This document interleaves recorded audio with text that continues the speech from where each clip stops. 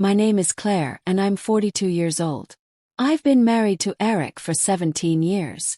We have 2 kids, one in college and the other, Aaron, still living at home. Aaron turned 19 last fall. Kind, sensitive kid, quiet but caring. We've always had a close relationship, more like friends than the traditional mother-son dynamic. Maybe too close. And maybe that was the first warning sign I chose to ignore. My marriage with Eric had been fading quietly for years.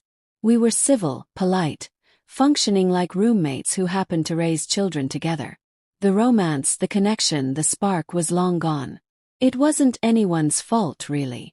Just time, complacency, and the slow erosion of passion. I'd come home late one evening from work, emotionally drained and sore from sitting at my desk for hours. Eric was out on another business trip, and Aaron was in the kitchen making himself something to eat. We talked briefly, the kind of small talk that feels comforting in its normalcy. He noticed I was wincing as I moved. "You're back again?" he asked.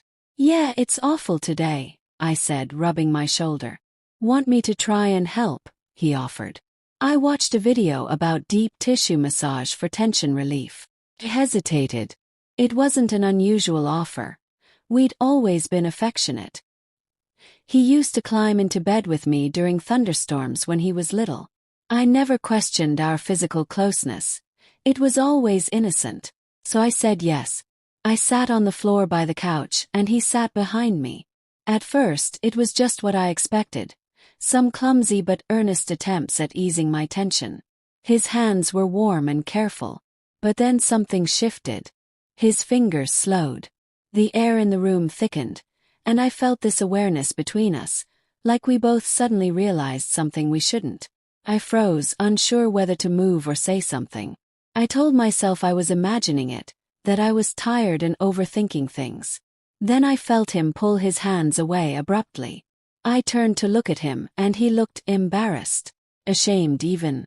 "I'm sorry," he said quickly, standing up and walking to his room without another word. I didn't know what to make of it. My mind raced, but I dismissed it. Told myself not to read into it. That night I couldn't sleep. The incident looped in my mind not because of what happened but because of how I felt. I'd noticed his reaction. I'd felt it even before I turned around. And worse than that, I didn't feel disgusted. Felt seen. Desired. And in the quiet of my room, that realization filled me with guilt. And something else I didn't want to name. The next morning we both pretended like nothing happened. That became the pattern. We returned to normal, but under the surface, a quiet tension built. He avoided being alone with me. I started being hyper-aware of how I dressed at home, how I spoke to him. I hated myself for how I felt, and I hated myself even more for not stopping it before it ever got complicated. One weekend Eric was away again. It was just the 2 of us and we decided to have a movie night. We laughed, shared snacks, sat close. Too close. At some point, my hand brushed his when I reached for the popcorn. I froze, but neither of us moved away. There was something in his eyes, confusion, fear, want, and I recognized it because I saw it in myself. Nothing happened that night. Not physically, but emotionally.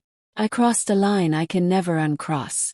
I found myself craving his attention, his closeness, in a way that had nothing to do with motherhood and everything to do with the emotional starvation I had felt in my marriage for years. I started justifying it to myself. It's not like anything really happened.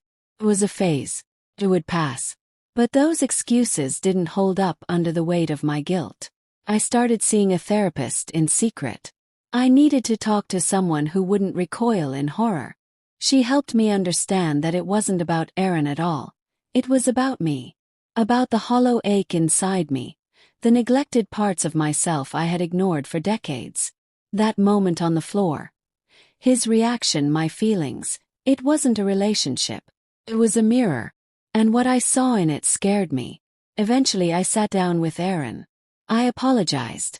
Not for something I had done, but for the space I had allowed to open between us.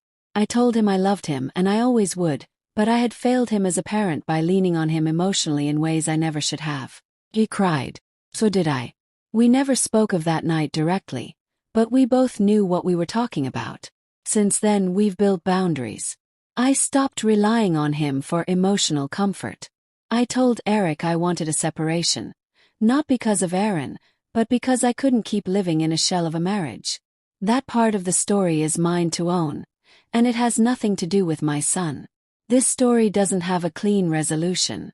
There's no redemption arc wrapped in a bow. I'm still working through the shame, the confusion, and the healing. I know people might judge me. Maybe they should. But I'm telling this because there are women out there, mothers, wives, who are quietly unraveling under the weight of unmet needs and unspoken regrets, who are so starved for connection that they find it in the wrong places. What happened with Aaron was not about desire in the way people might assume. It was about emptiness, loneliness, the terrifying realization that even the most sacred relationships can blur if you aren't careful. I share this not as an excuse, but as a warning. Emotional infidelity doesn't always look like secret texts or late-night phone calls. Sometimes it's the silence between two people, the space that fills with longing, guilt, and the aching need to feel alive again, even if just for a moment. I'm rebuilding my life piece by piece. And part of that healing is owning the darkest chapters. Not hiding from them. Not pretending they never happened. But learning from them. And doing better.